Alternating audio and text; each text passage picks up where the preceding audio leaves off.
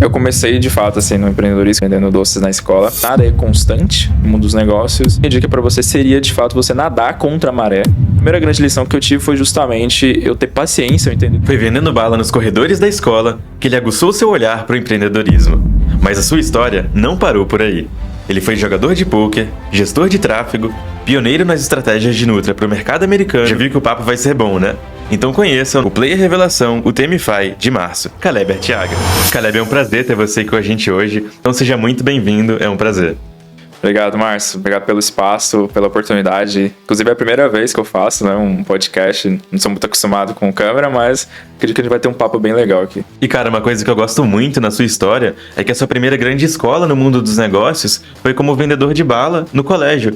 Então, queria saber um pouco mais disso, né? Como que foi essa história, como que isso lá atrás te ajudou para trazer conhecimento até hoje para suas empresas.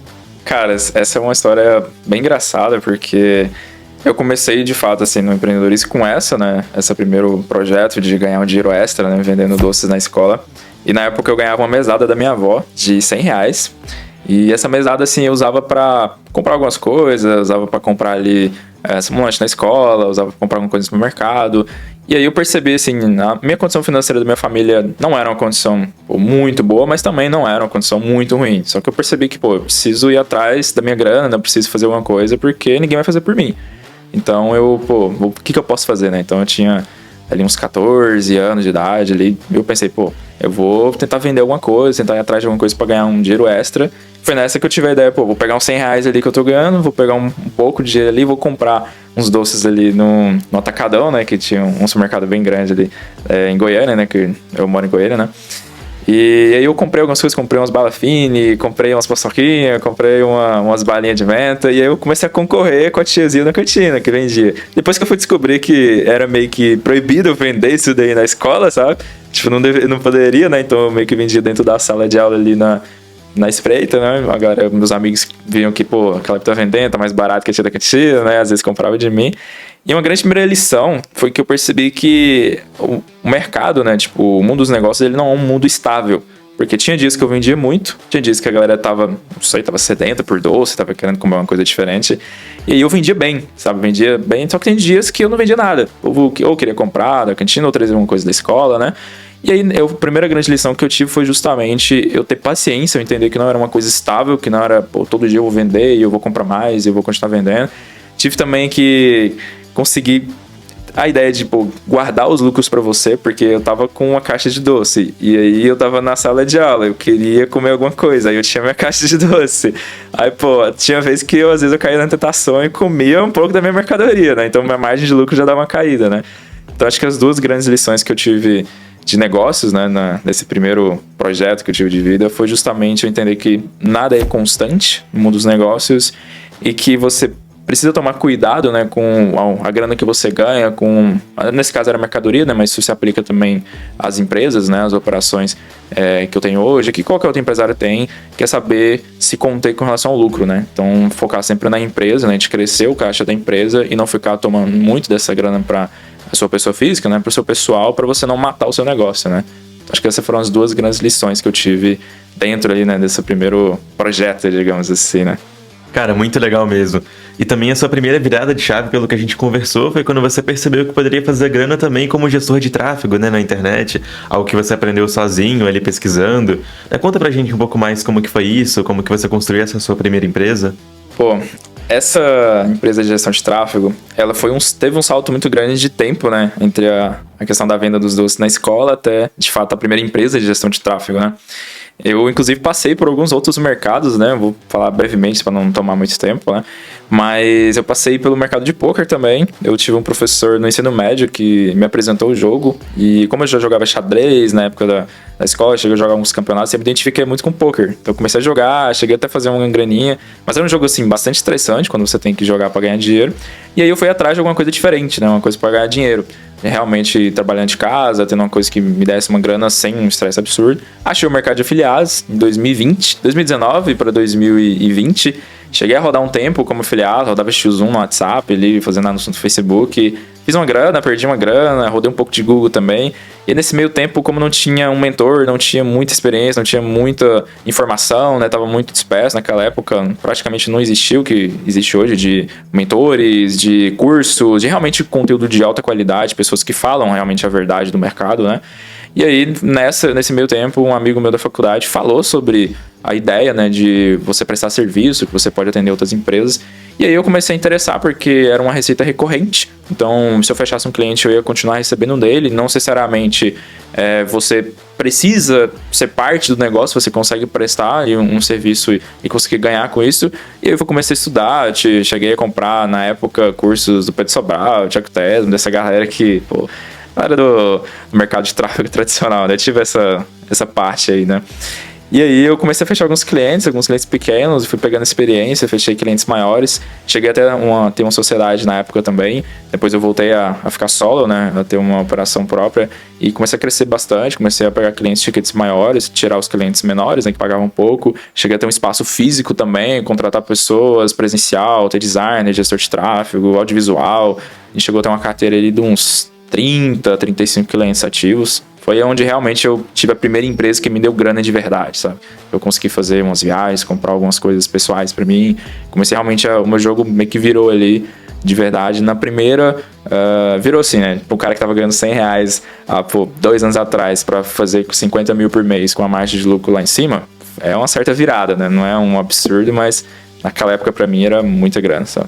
Cara, e realmente é muito doido, né? Porque você tem essas várias frentes diferentes ali do empreendedorismo, né?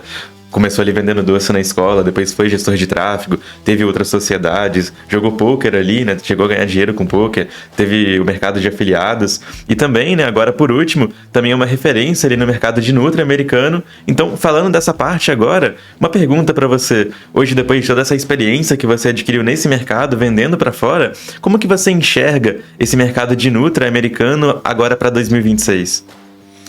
Cara, essa é uma pergunta muito boa. É um mercado que está passando por bastante estabilidades. Então, ao mesmo tempo que tem muitas pessoas ganhando muito dinheiro, você tem muitas pessoas também tentando e não performando. Então, você tem uma polarização muito grande de muita gente colocando grana, pagando mentoria, testando 1, 2, 3 ofertas e não performando. No mesmo dia, você tem caras batendo 1 milhão por dia. Então você tem uma polarização muito grande ali de resultado. Então, para ser bem sincero, a minha dica para você seria, de fato, você nadar contra a maré, você tentar alguma coisa diferente. Então, pô, se tá todo mundo tendo problema com o Facebook, por que você vai ficar martelando no Facebook? Por que você vai ficar insistindo numa coisa que você tá vendo que não tá performando muito bem? Por que você não gasta uma energia, estuda, pega um contato e tenta um YouTube, tenta um TikTok? Então, inclusive, foi uma das grandes viradas minhas, foi de fato eu ter saído um pouco do Facebook, porque estava tendo muita estabilidade, era um dia com muito lucro, outro dia empatava, outro dia eu tomava prejuízo, e ter ido para outras redes de tráfego. Então, hoje eu sei rodar 5 redes de tráfego diferentes. Então, eu sei rodar várias formas de campanhas diferentes e eventualmente você vai acertar uma rede de tráfego que muitas vezes pode ter até uma conversão um pouco mais baixa, mas às vezes o tráfego dela é mais barato. Então, eu acredito que seria interessante você tentar coisas diferentes, principalmente a respeito de fontes de tráfego diferentes. Às vezes a sua oferta, ela é uma oferta boa, ela está empatando, ela está com lucro muito baixo, e o problema não é a sua oferta, não é seu criativo. Talvez o problema seja a sua fonte de tráfego. Então, talvez seria interessante você testar outra coisa. Por exemplo, o Facebook, ele é relativamente parecido com o TikTok. Então, se você estudar, entender como que funciona, pode ser que a sua oferta está empatando no Facebook, daí roda no TikTok. No YouTube, ele é mais difícil, é mais sensível. Só que o YouTube, a escala dele é muito forte, é muito vertical. Então, a minha dica seria realmente você testar outras fontes de tráfego, né? E nadar um pouco contra a maré. Se tá todo mundo fazendo uma coisa, tenta olhar diferente, tenta fazer uma coisa que ninguém tá fazendo. Pode ser que dê certo, e se der certo, vai dar muito certo pra você. Perfeito, cara. E por fim, pra gente terminar, aquela pergunta que é sempre de player pra player, que é quando você conversa com aquele Caleb lá do passado, que tava passando por aqueles desafios, por várias empresas, empreendimentos diferentes. Se você pudesse dar uma dica de ouro pra ele chegar mais rápido, onde você já chegou hoje, e pensando também que muita gente que tá assistindo a gente hoje também tá passando por aqueles desafios, né? Então, a sua dica vai ajudar a galera. O que você diria, qual seria a sua dica de ouro pra ajudar todo mundo a chegar mais rápido onde você já chegou? Cara, eu acho que de longe a coisa que mais mudou meu jogo, que mais transformou as minhas operações, né, ao longo dos anos, foi network, cara. conhecer pessoas novas, tentar encontrar mentores para o que você está querendo fazer. E não mentores famosos, galera que vende curso. Não falando mal aqui de quem vende curso, tá? Mas eu tentaria ir atrás de pessoas que realmente aplicam o que você está querendo fazer, que já tem sucesso, que não dependem de vender algo para você ou vender algo para o público para ter aquele sucesso. Então, pô, um cara que é low profile e faz muita grana naquele mercado que você tá querendo empreender. Cara, esse cara é um cara massa pra você colar, entendeu? Trocar ideia com ele. Às vezes é melhor você pegar uma grana que você tem, tentar ver se ele te vende uma mentoria, tentar ver se aprender com o cara, ou tentar, pô, vai num evento de marketing, entendeu? Vai, viaja um pouco, investe. Isso, network é investimento, entendeu?